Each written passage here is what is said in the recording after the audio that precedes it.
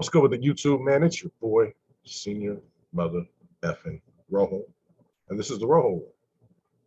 How y'all doing today? Hey, we're going to talk about some upstate Southerners and an incident that happened in the city of Vallejo, California.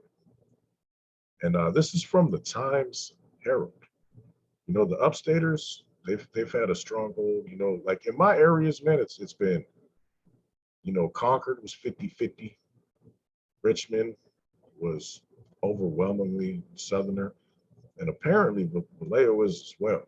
Vallejo's the one I know the least about, as far as, I don't even know none of the names of the hoods and homies over there, and I just learned about the names of Southerners in this article. But this is interesting, man. I'm gonna read the article and we'll talk about it for a minute, but it's kind of a long one, but it's very interesting. It's from last year. Like I said, it's from Times Herald. I think that's the community newspaper. A Vallejo police detective and gang specialist said Jose Alberto Gonzalez is charged with fatally shooting a 46-year-old man in Vallejo. Self-admitted he was a member of the Brown Brotherhood criminal street gang. The testimony from Jason Thompson came during day 4 of the trial's morning session in Department 15 in the Justice Building in Vallejo and lasted more than 2 hours, with the detective providing detailed information to the jury about the gang lifestyle, specifically to the Brown Brotherhood members and California jail and prison gang members. Gonzalez, 23, is charged with killing James Souza, who was wearing the rival Norteño color of red in gang territory claimed by the Brown Brotherhood, a subset of the Surenos criminal street gang, on August 13th along the railroad tracks, beneath of an overcrossing near the intersections of Sacramento Street and Yolo Avenue. Fellow gang member Marcos Gutierrez Casas also is believed to have shot Souza that day, with the two men, then teenagers, firing and hitting the victim with 10 bullets, leaving his bloodied body and fleeing. However, shortly after investigators questioned Casas, initially not linked to the shooting, he is suspected to have fled to Mexico where he has relatives.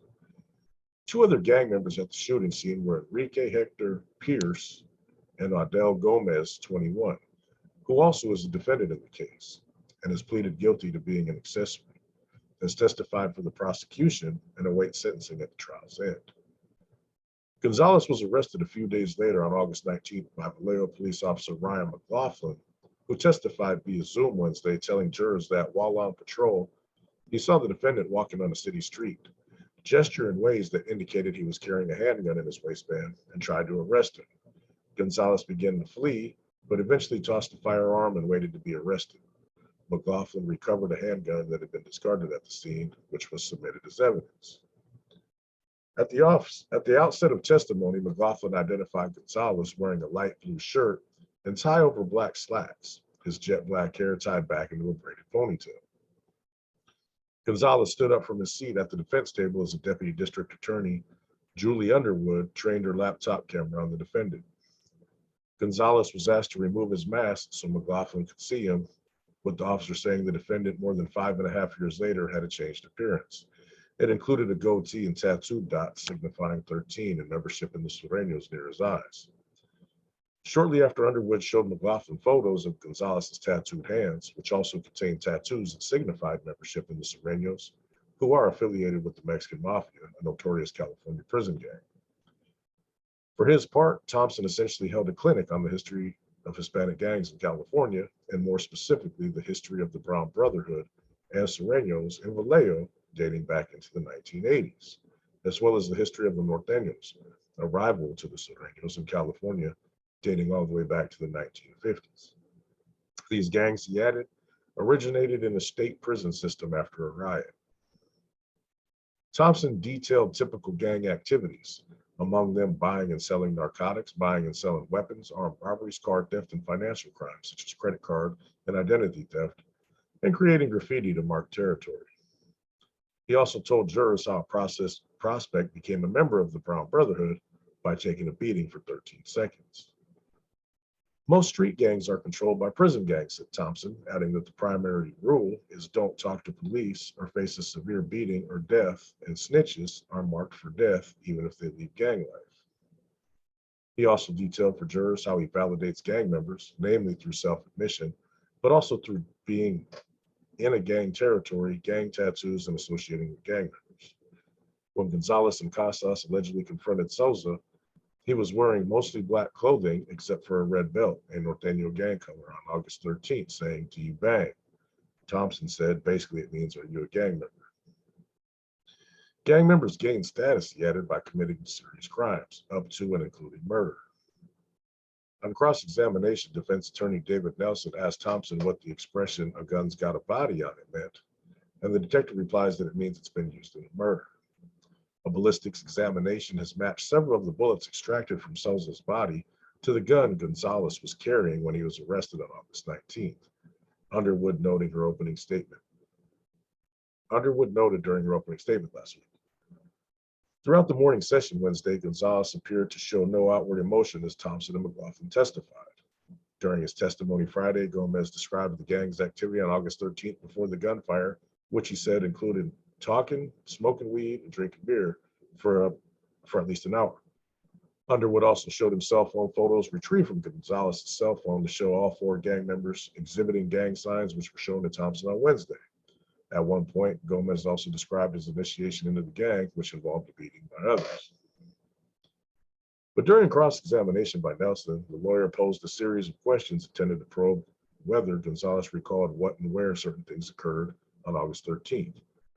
A number of Gomez's responses were, "I can't remember," and Nelson got Gomez to admit he did not see the guns, but was told by someone that Marcos and Jose had guns. On day 2 of the trial, April 22nd, forensic pathologist Dr. Arnold Josselson, who performed the autopsy, described tattoos found on the body of James Souza and the number of gunshot wounds that had riddled his body, 10 in all, with 8 bullets extracted.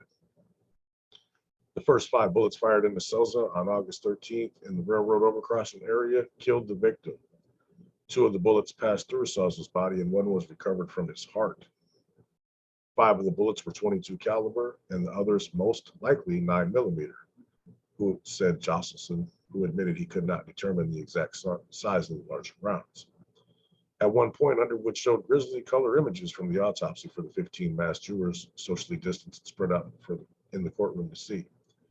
The photos of bloody clothing items that Souza was wearing when his body was found by a homeless woman the following day on the railroad tracks, unreported to law enforcement. At the end of his testimony, Josselson, asked by Underwood to state the cause of death, said Souza died from multiple gunshot wounds. It wasn't until around 9 a.m. August 14th, the next day, when a homeless woman found the body and thought Souza was sleeping. After his August 19th arrest, Gonzalez was booked into the Solano County Jail with the bail set at $5 million. He has pleaded not guilty to first-degree murder, gun, and gang-related charges. Quick side note, Cain Velasquez has an attempted murder, not gang-related. No bail. This dude's got a gang-related murder, $5 million bail.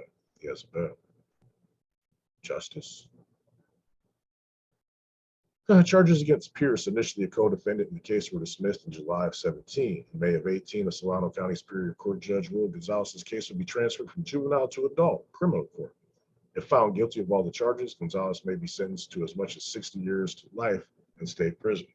The trial continues Wednesday and resumes at 9:30 at Department 15 in Vallejo, California. Now, what do you guys think about that? This dude has a murder that's definitely gang-related. Bullets that match the damn firearm. And he has a bail.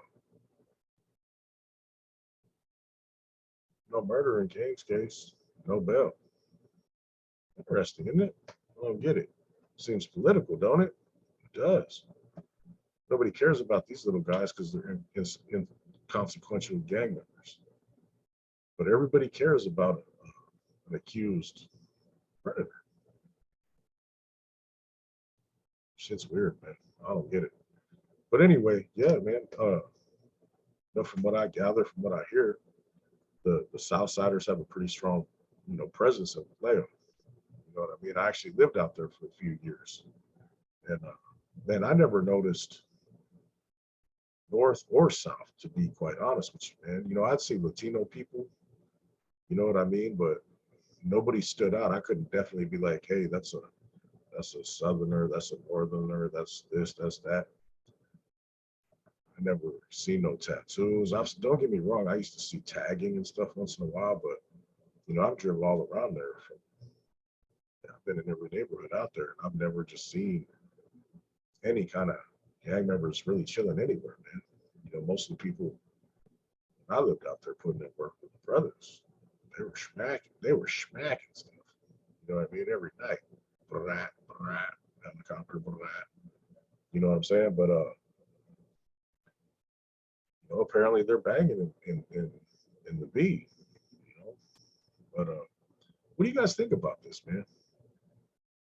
Especially, I found this case just because, the Southsiders have particular strongholds, and apparently Vallejo is one of them, and I was unaware of that.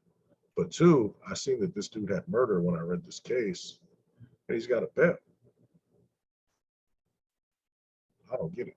They know Kane would have been out. If his bail would have been 10 million or less, they would have pulled the money to get him out. Because right now he's like looked at as a hero. Dana White's got money. A lot of them fighters got money.